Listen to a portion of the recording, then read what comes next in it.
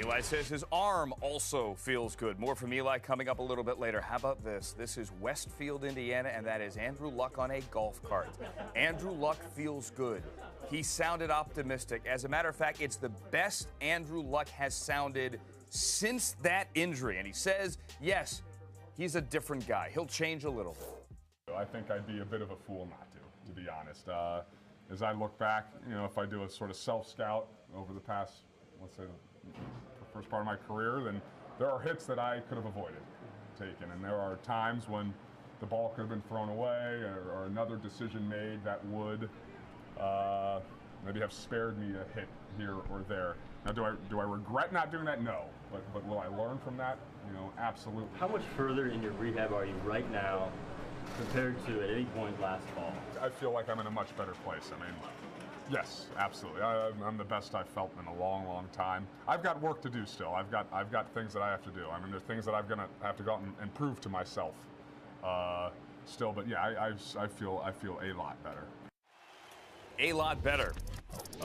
So much so that Tom Pelissero, live in Westfield, Indiana, Andrew Luck conceded today that he will be a bit nervous on the practice field. He's afraid he may fumble the first snap.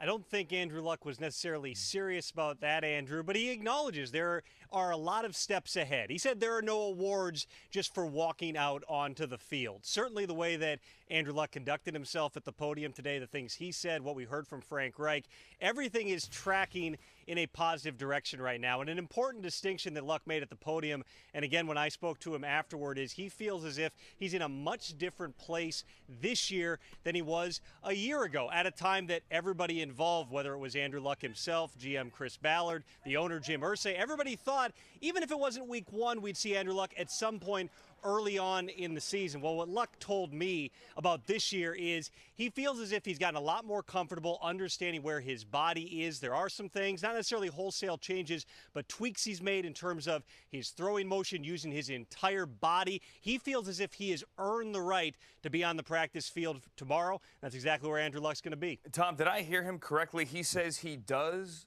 plan, or Frank Reich says he does plan on having his quarterback on the field for the first preseason game on the 9th?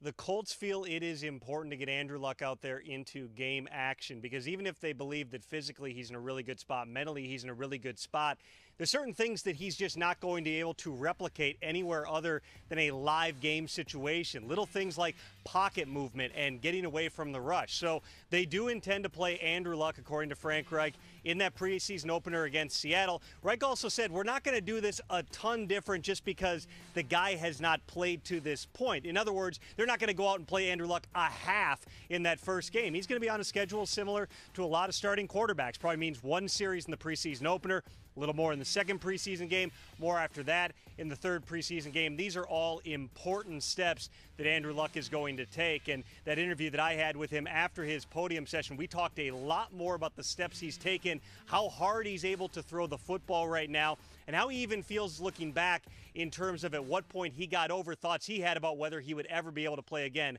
pain-free, Andrew. We will hear that conversation a little bit later. Also, Inside Training Camp Live from that very field tomorrow when Andrew Luck is on the field. Michael Irvin, among others, there live tomorrow on NFL Network. Thank you, Tom Pelissero.